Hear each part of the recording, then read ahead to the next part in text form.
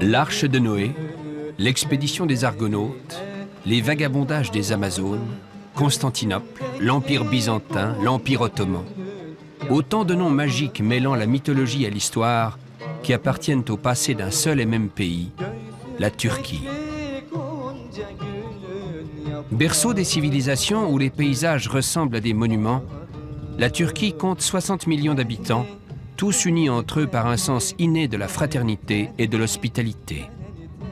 Carrefour entre l'Occident et l'Orient, ce pays concilie passé et avenir avec une force qui semble provenir du plus loin de l'histoire.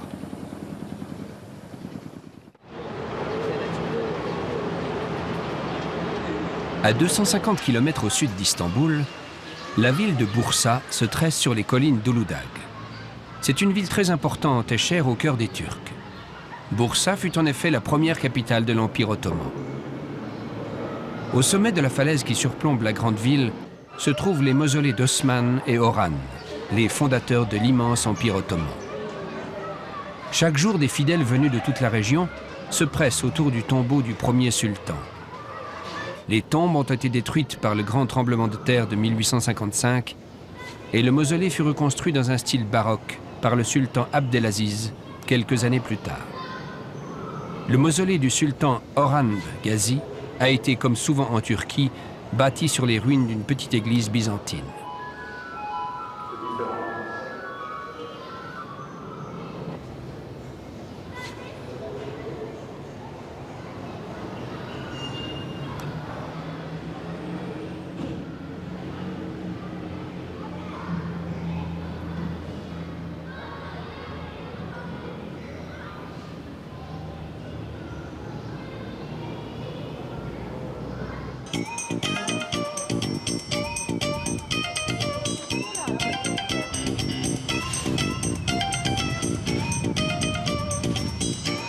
La bourgade d'Ayvelik, vieille de 350 ans, est un petit port de pêche fréquenté par les touristes venant de l'île grecque de Lesbos.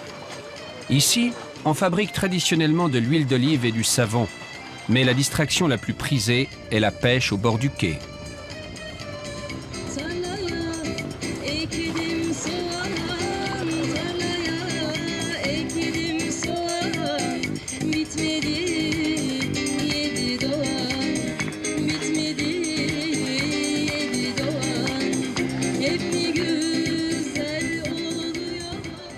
Au sud de la ville se trouve Seytan Sofrazi, le soulier de Satan.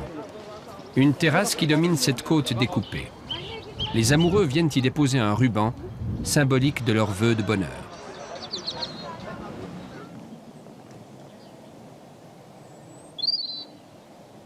Tout le monde connaît l'histoire du cheval de Troie, mais bien peu savent que la ville de Troie se trouve en Turquie. La ville évoquée dans l'Iliade est vieille de 5000 ans. On a fait édifier une réplique supposée du fameux cheval qui fait le bonheur des enfants. Les fouilles continuent à Troie, redécouvertes par l'archéologue Heinrich Schliemann en 1871. Détruites par les invasions successives, 9 villes s'entassent désormais les unes sur les autres. En contemplant la plaine toute proche des Dardanelles, on pourrait presque voir les armées des siècles passés s'affronter.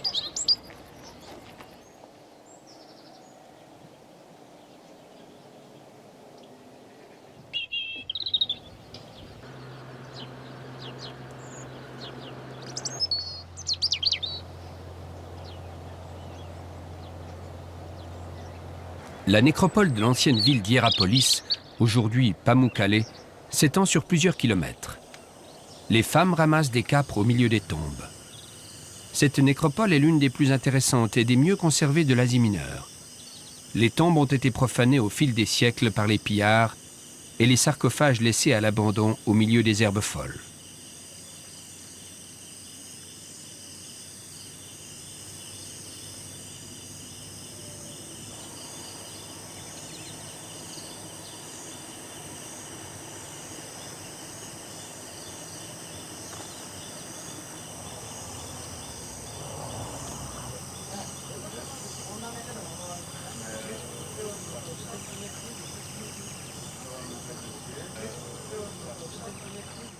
La vieille ville comporte d'importants vestiges, qui donne la taille de ce centre de cure fondé en 190 avant Jésus-Christ par Euménès II, roi de Pergame. La ville prospéra à l'époque romaine et byzantine avant d'être détruite par les tremblements de terre. Après celui de 1344, la ville fut abandonnée. Au détour d'une route non loin de Selçuk, se trouve un étrange cimetière. Ici sont rassemblées des dizaines de vieilles locomotives, témoins muets du siècle glorieux des chemins de fer.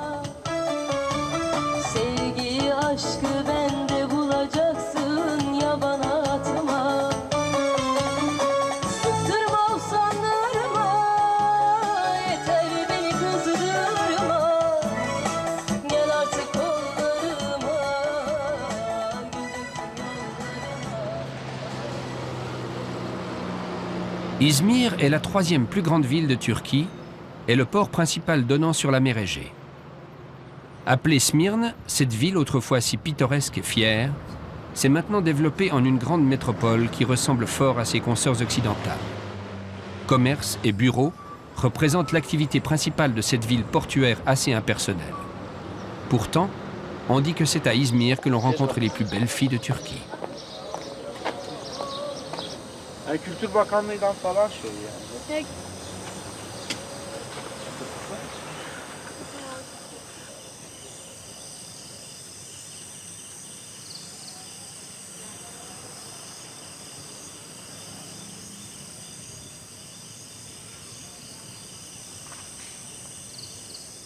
Un des sites les plus impressionnants de la côte égéenne est celui de Priene, niché au sommet d'une colline au pied du mont Mycale, dominant la vallée de la rivière Menderos. Autrefois, la mer venait aux portes de la ville. Priene connut son heure de gloire en 300 avant Jésus-Christ, car c'est ici que la Ligue des villes ioniennes se réunissait pour congrès et fêtes. Le site hellénistique est resté tel quel. Il n'a pas été détruit par les Romains qui s'y installèrent. Seuls le temps et l'érosion sont venus à bout du temple d'Athéna, dont il ne reste plus aujourd'hui que 5 colonnes.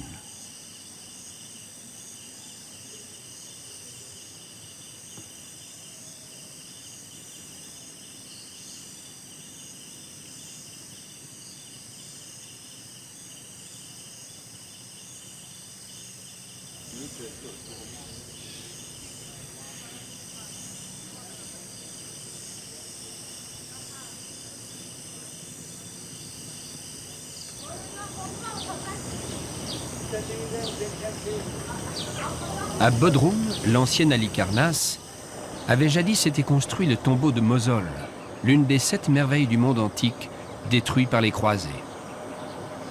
Mais Bodrum possède une autre particularité, les goulettes, de petits voiliers uniquement fabriqués dans cette région.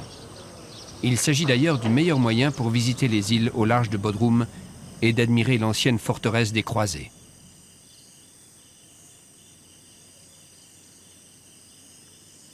Cette bâtisse, le château de Saint-Pierre, fut construite en 1402 par les chevaliers de l'ordre de Saint-Jean de Jérusalem, basés à Rhodes.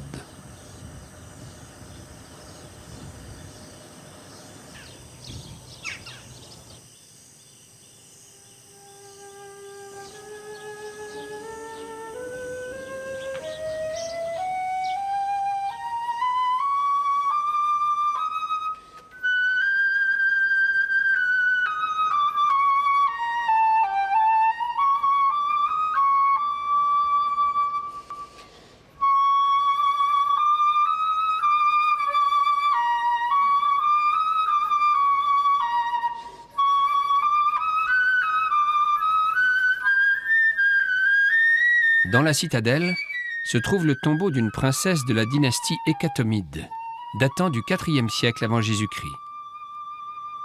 Découvert en 1989, les restes de la princesse ont été minutieusement reconstitués et des techniques sophistiquées ont permis de connaître les traits de son visage 24 siècles plus tard.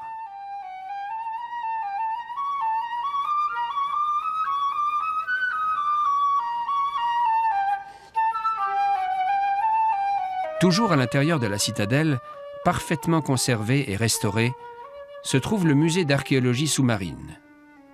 Ici, on peut observer à loisir les restes de la plus ancienne épave jamais découverte ainsi que les vases et autres pièces de verre qu'elle transportait.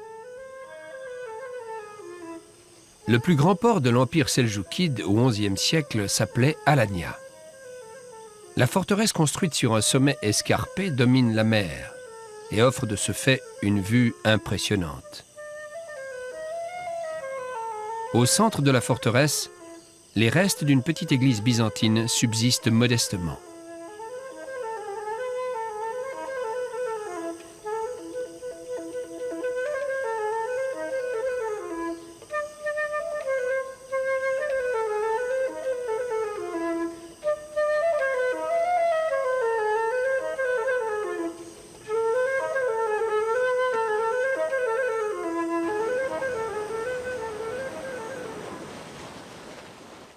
Une des autres curiosités communes à Alanya est la cave de Damlatas, formation géologique au-dessus de la mer où les stalactites foisonnent dans une atmosphère humide et étouffante.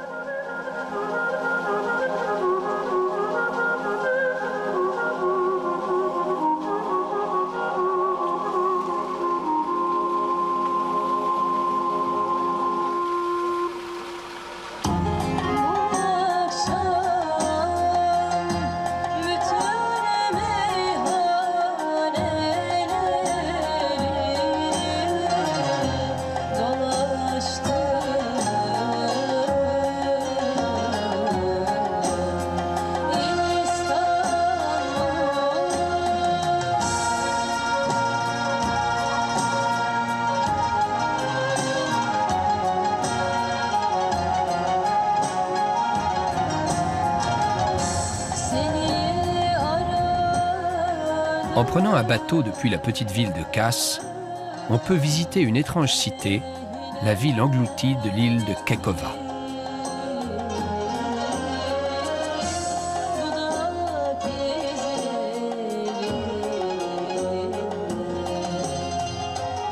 C'est maintenant un site archéologique, et l'eau y est si claire que l'on peut sans difficulté apercevoir les restes de l'antique cité de Simena, submergée par la mer.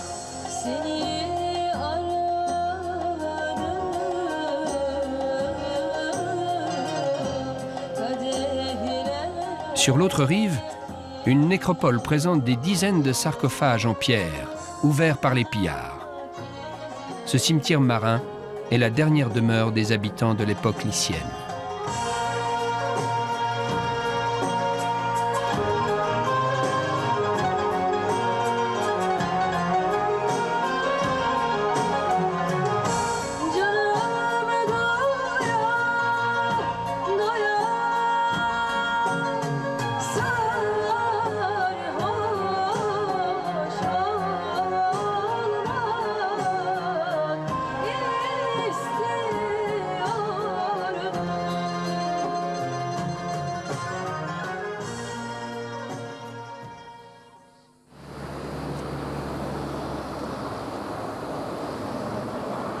L'agriculture est un secteur fondamental de l'économie turque.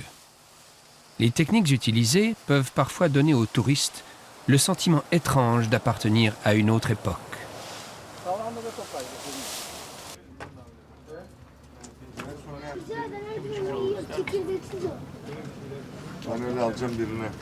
Sur le bord de la route qui longe la côte égéenne, il convient de s'arrêter pour goûter aux spécialités régionales. Comme ici pour les olives, préparées selon des dizaines de recettes différentes.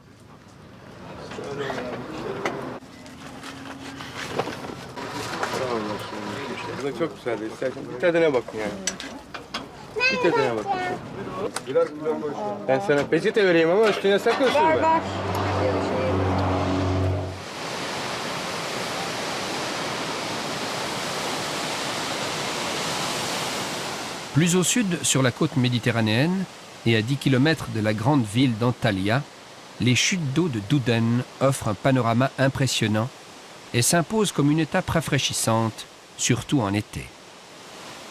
En effet, le thermomètre dans cette région de la Turquie peut atteindre des pics impressionnants.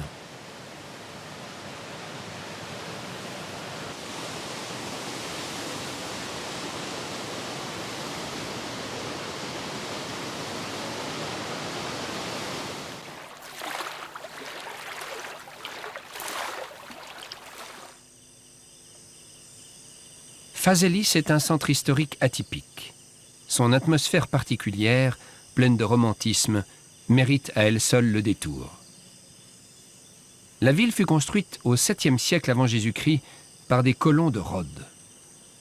Elle subit ensuite les influences successives de l'histoire perse, grecque et romaine, et n'eut de cesse d'être la proie des invasions arabes avant de devenir ottomane en 1158. Olympos, la ville des adorateurs du dieu Vulcain, est abandonnée à la végétation sauvage. Il faut vraiment se livrer à un combat contre les ronces et les branches pour apercevoir les ruines de cette très ancienne cité.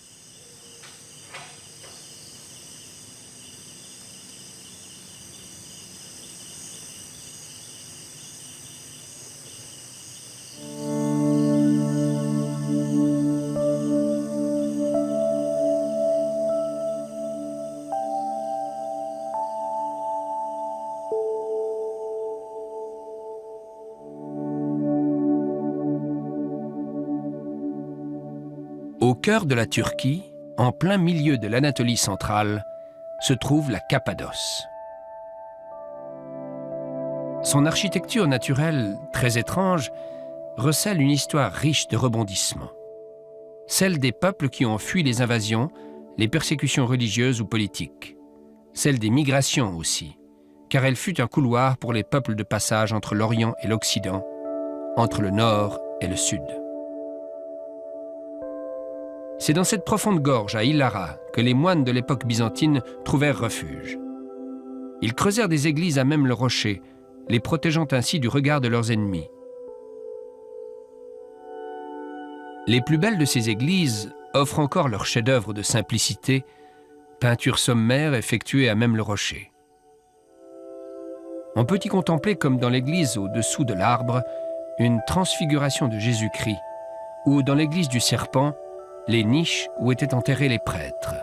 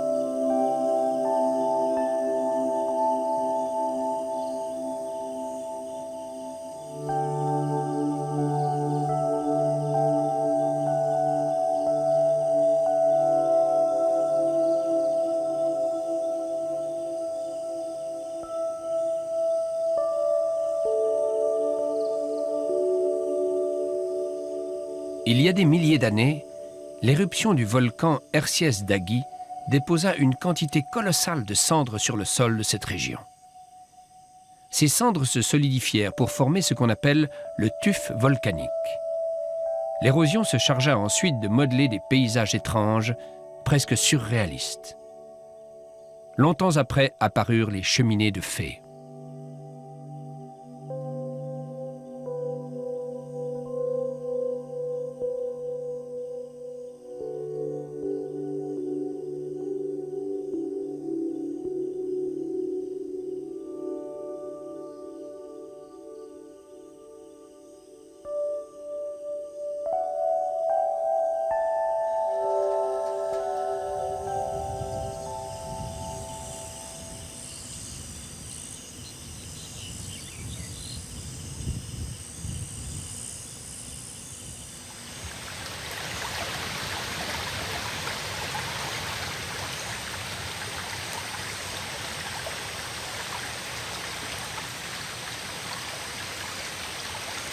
La partie de la Turquie donnant sur la mer Noire est caractérisée par une végétation abondante, une production agricole très riche et diversifiée.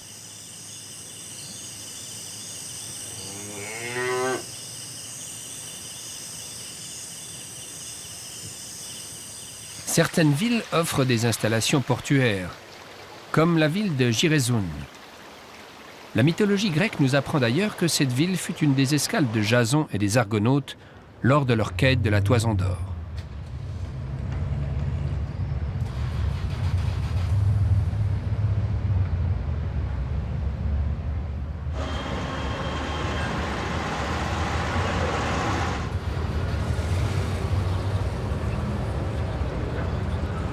Perdue au fin fond d'une vallée de montagne, la petite ville de Amasya semble se suffire à elle-même.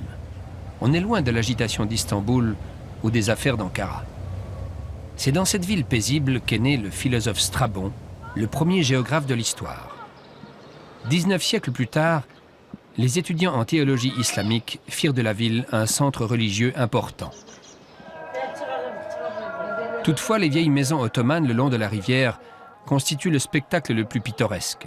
Certaines restaurées font la fierté de leurs habitants, même si cette restauration et l'entretien coûtent plus cher que la simple construction d'une maison neuve.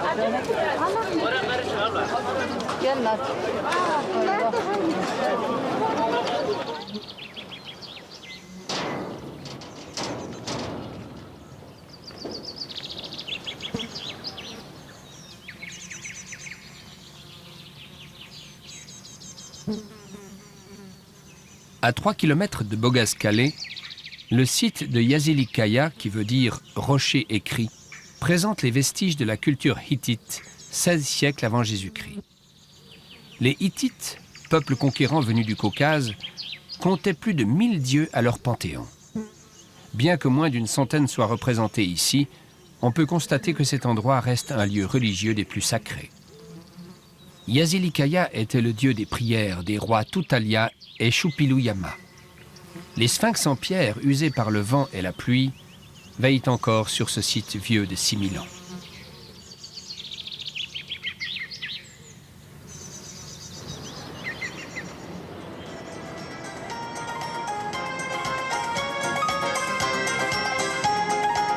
Istanbul, c'est la ville de l'Asie mineure à partir de laquelle tous les voyages sont possibles.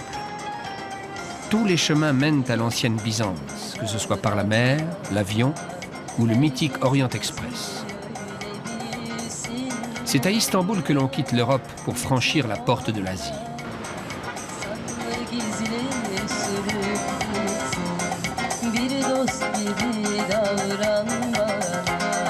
Herkes bizi öyle bilsin.